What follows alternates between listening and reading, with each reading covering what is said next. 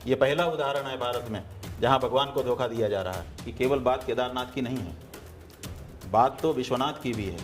उनके भी गर्भगृह में सोना इसी तरह से लगाया गया। बद्रीनाथ केदारनाथ मंदिर समिति का अध्यक्ष है, वो भी भारतीय जनता पार्टी का नेता है, सक्रिय नेता है। जो मुख्यमंत्री हैं वहाँ पर भी भारतीय जनता पार्टी की सरकार है। तो केंद्र सरकार को इसमें जांच बैठा देनी चाहिए। और हमारे पास इतनी मोटी फाइल हो चुकी है, सब रिपोर्टिंग हम लोग निकल ली, इतनी बड़ी पेन ड्राइव भर चुकी है, जाने कितने जीबी की, जन्य प्रमाण लेकर के हम न्यायालय में जा। जो मंदिर की समिति है, क्या उसको राजनीतिक संरक्षण मिला हुआ? संरक्षण है राज्य सरकार का भी और केंद्र सरकार। अच्छा। बात जो है वो और भी कई मंदिरों की है, और भी कई मंदिर ऐसे हैं देश में जहाँ पर इस तरह का सोना लगाया गया है। तो अब तो बात आगे बढ़ रही है धीरे धीरे।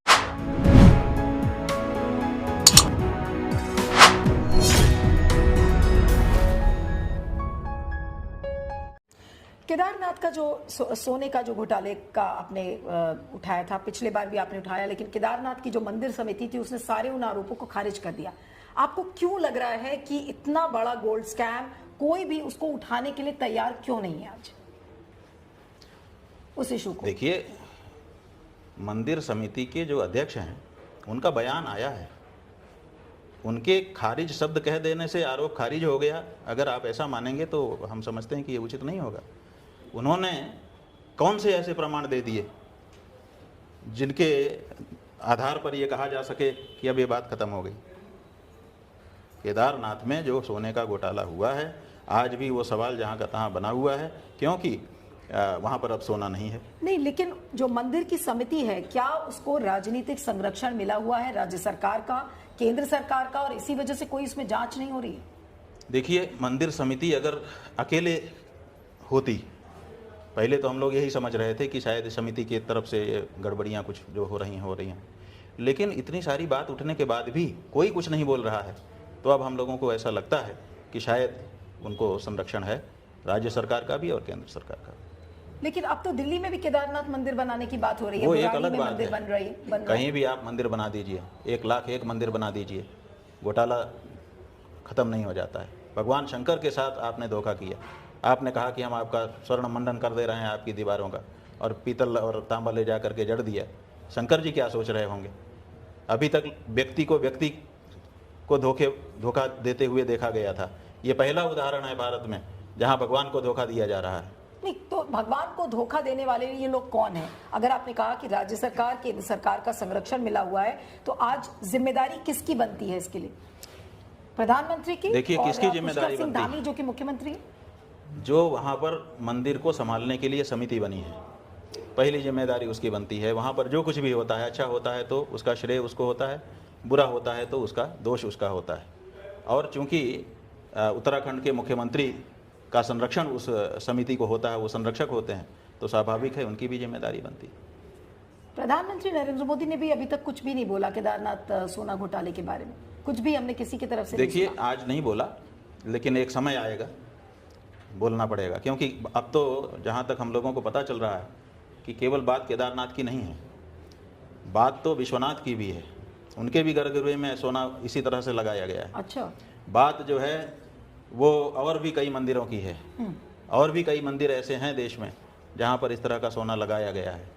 तो अब तो बात आगे बढ़ रही है धीरे धीरे। नहीं, तो क्या तो इसका मतलब है कि ये अचानक कोई व्यक्ति निकल करके आता है और सब मंदिरों में जा करके गर्भगृह में सोना मढ़ देता है, ये क्या मामला है?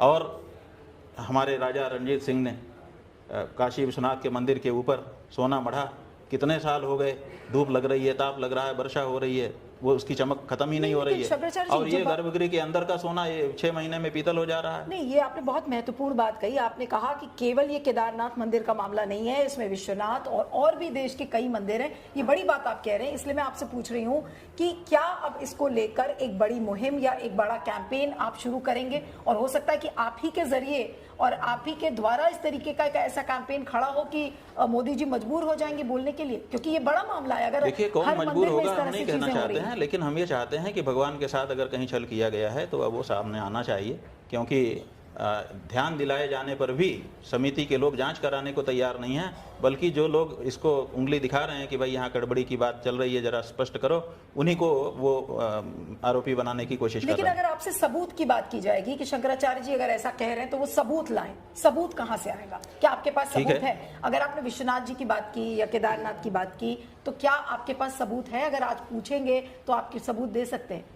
देखिए, सबूत क्या होता है, जितने मीडिया के आप लोग हो, आप लोग जब कुछ दिखाते हो तो हम क्या माने? आप झूठा दिखाते हो कि सच दिखाते हो? हम क्या माने, आप बताओ हमको।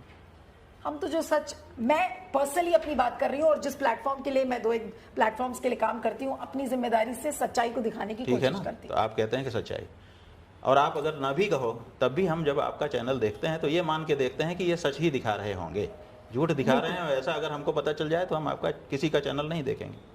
तो एक समय था जब रिपोर्टिंग शुरू हुई, पहले अखबारों में छपा, और एक अखबार में और एक चैनल में नहीं, सब कवर कर रहे थे।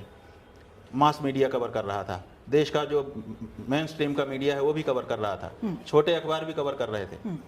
बात कहाँ से चली कि केदारनाथ के मंदिर में सोना मढ़ा जाएगा गर्भगृह में।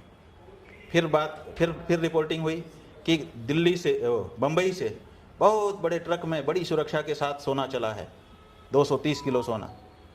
फिर रिपोर्टिंग हुई, एक अखबार में नहीं, एक चैनल में नहीं, सब में, कि गौरीकुंड आ चुका है सोना। फिर रिपोर्टिंग हुई कि 18 कचरों में, संख्या बताई गई कि 18 कचरों में लद करके ये सोना अब केदारनाथ 17 किलोमीटर दूर जा रहा है। और फिर रिपोर्टिंग हुई कि अमुक अमुक संस्थाएं आई हैं, वो जांच कर रही हैं।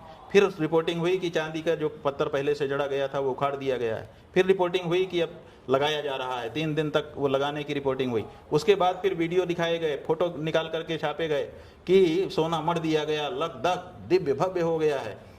और फिर रिपोर्टिंग हुई कि वहाँ के पंडा पुरोहित और वहाँ के कमेटी के लोग सरकार से मांग कर रहे हैं कि इतना सारा सोना यहाँ पर लगा दिया गया है, इसकी सुरक्षा होनी चाहिए, आईटीबीपी के जवानों के द्वारा सुरक्षा होना चाहिए।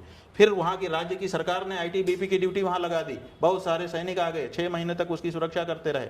और उसके बाद 6 महीने पट बंद रहा। पट खुलने के बाद फिर पता चला कि जब लोग अंदर गर्भगृह में गए तो उन्होंने देखा कि ये तो पीतल है, तो हल्ला आकर के बाहर मचाया। उसके बाद फिर ये बात बढ़ती चली गई और उसके बाद वो सुरक्षा हटा ली गई। तो अब सवाल ये है कि ये जो सारा मास मीडिया, मेन स्ट्रीम का मीडिया और सामान्य मीडिया, सब लोग जब जो एक ही रिपोर्टिंग कर रहे थे, और हमारे पास इतनी मोटी फाइल हो चुकी है, सब रिपोर्टिंग हम लोग निकल ली, इतनी बड़ी पेन ड्राइव भर चुकी है जाने कितने जीबी की, क्योंकि सब ने रिपोर्टिंग की है। तो क्या पूरा मीडिया सब झूठी रिपोर्टिंग कर रहा था? एक बात।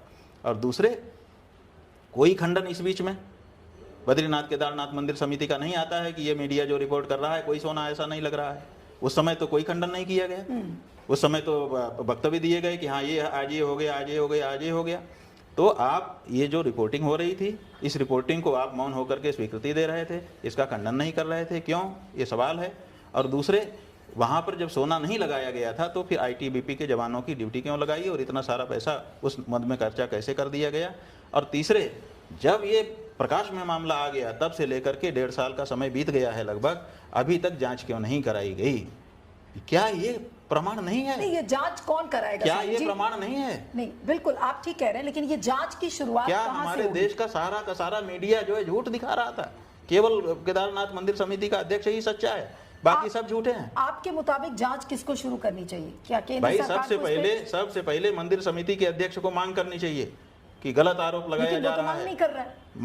जांच करके इसको स्पष्ट किया जाए। हाँ, तो क्यों नहीं कर रहा है? अगर वो नहीं करेगा तो क्यों नहीं कर रहा है? यही तो सवाल है। नहीं, लेकिन वो क्यों नहीं कर रहा है? स्वामी जी, अगर मंदिर समिति का अध्यक्ष जांच की मांग नहीं कर रहा है तो किसको करना चाहिए? अब जहां तक बात है कि मंदिर समिति का अध्यक्ष तो जांच की मांग कर ही नहीं रहा है, तो मुख्यमंत्री को करना चाहिए। मुख्यमंत्री नहीं कर रहा है, मुख्यमंत्री नहीं कर रहा है।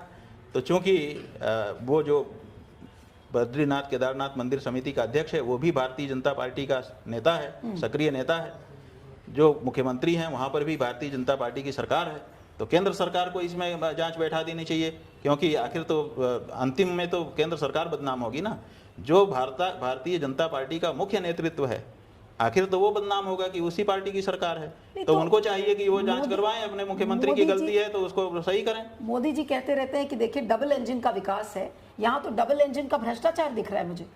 माने अब ऐसा सबको दिख रहा है, केवल कमेटी को छोड़ करके। तो इसीलिए ये जांच जब तक नहीं कराई जाती है ये प्रश्न तो बना ही रहेगा। और जहाँ तक उनका जो इस समय समिति के अध्यक्ष हैं अजयेंद्र अजय, उनका वीडियो हमको दिखाया गया, वो कह रहे हैं कि मैं स्वामी जी से अनुरोध भी कर रहा हूँ और चुनौती भी दे रहा हूँ। 2 शब्द कह रहे हैं वो कि अगर उनके पास कोई प्रमाण है तो वो कोर्ट में उसको रखें। तो हम समझते हैं कि उनके अनुरोध को स्वीकार करना चाहिए। चुनौती तो क्या स्वीकार करें, अनुरोध शब्द पहले कहा है, तो अनुरोध को स्वीकार करके हमारे पास जो प्रमाण हैं, सर्कमस्टेंशियल एविडेंस कहते हैं उनको, परिस्थितिजन्य प्रमाण, वो भी प्रमाण होता है। तो वो परिस्थितिजन्य प्रमाण लेकर के हम न्यायालय में जा रहे हैं। तो आपने कहा कि सारे जो भी सर्कमस्टेंशियल एविडेंस आपके पास है उसको लेकर आप न्यायालय में जाएंगे। क्या वो सबूत आप दिखाएंगे केंद्र सरकार और राज्य सरकार को कि भाई ये देखिए ये हमारे पास सबूत है? देखिए, राज्य सरकार और केंद्र सरकार के पास हम कैसे जाएं? वो लोग समय नहीं देते हैं। हमने कुछ मुद्दों पर पहले समय मांगा, जैसे गौ माता का मुद्दा था, अच्छा, जैसे इसके पहले कोई धर्म के मुद्दे थे, तो हमने उनसे समय मांगा कि हम चर्चा करना चाहेंगे, तो उन्होंने कोई समय हमको दिया नहीं। तो हम उनसे समय मांगे, वो देते नहीं, लेकिन तो फिर हम क्या करेंगे? हम तो जब वो कह रहे हैं कोर्ट जाओ तो कोर्ट ही जाएंगे। बाबा रामदेव को समय मिलता है, स्वामी अवधेशानंद जी को मिलता है, समाज की पूरी भीड़ है जिसको कि प्रधानमंत्री भी मिलते हैं, बीजेपी का हर नेता मिलता है, लेकिन आपसे मिलने के लिए क्यों नहीं तैयार है और आपके समय मांगने पर? ये तो हम नहीं जानते हैं, लेकिन हमने समय मांगा है। पिछले 10 साल के कार्यकाल में प्रधानमंत्री जी से मिलने के लिए भी जब जब कोई धार्मिक मुद्दा था, हमने 3 बार उनसे लिखित रूप से समय मांगा, हमको कभी भी समय नहीं मिला। और इतना ही नहीं, हमने गंगा जी के मुद्दे पर प्रधानमंत्री जी से समय सबसे पहले मांगा था। जब वो पहली बार प्रधानमंत्री बने थे, उस समय हम लोग गंगा आंदोलन चला रहे थे, तब हमको समय नहीं मिला। फिर हमने देश के सभी सांसदों को रजिस्टर्ड पत्र लिखा था, उसके भी जवाब किसी सांसद ने नहीं दिए। एक आखिरी बात जो बहुत हल्के फुल्के टोन पर, और उसके बाद फिर मैं इस प्रोग्राम को खत्म करूंगी, कि कई संत लोग ये कहते हैं कि शंकराचार्य जी और आपके लिए बोलते हैं कि आप मुस्कुराते बहुत कम हैं और क्रोधित बहुत लगते हैं हमेशा। अपने इंटरव्यूज में भी ऐसा लगता है कि गुस्सा रहते हैं ज्यादा। तो क्या स्वामी जी आज थोड़ा सा मुस्कुरा भी दीजिए और ये भी बताइए कि गुस्से में क्यों रहते हैं आप? ऐसा है कि जैसा जिस समय प्रश्न सामने आ जाता है वैसे ही मुखाकृति बन जाती है। ऐसा नहीं है कि हम हंसते नहीं हैं, ऐसा नहीं है कि हम मुस्कुराते नहीं हैं, लेकिन उसको कवर नहीं किया जाता। जैसे अभी एक पत्रकार आए थे, उन्होंने हमसे पूछा कि आप जो धनी लोग हैं उनके घर में जाते हैं विवाह में, आप जो है अंबानी के घर जाते हैं, आप गरीबों के घर में क्यों नहीं जाते? तो हमने कहा देखो मेरे पत्रकार बंधु, मेरे को आरोप मत लगाओ, मैं तुम पे आरोप लगाता हूँ। बोले क्या? मैंने कहा तुम्हारे ऊपर हमारा आरोप ये है कि जब हम अंबानी के यहाँ जाते हैं तो तुम वहाँ से लाइव करते हो, और जब हम किसी गरीब के घर में जाते हैं तो वहाँ फोटो खींचने भी नहीं आते हो। क्यों नहीं आते हो बताओ हमको? गरीब के घर में जब हम जाएं तब भी तो कवर करना चाहिए, तो वो तो करते नहीं हो तुम। तो उसी तरह से समस्या ये है कि जब हम गुस्सा होते हैं तो आप लोग कवर कर लेते हो, और जब हम हंसते मुस्कुराते हैं तब आप कवर नहीं करते। चलिए, आपके सारे जवाब, मेरे जो प्रश्न थे उसका आपने जवाब दिया। आपका बहुत बहुत शुक्रिया। Thank you Swami ji, thank you so much.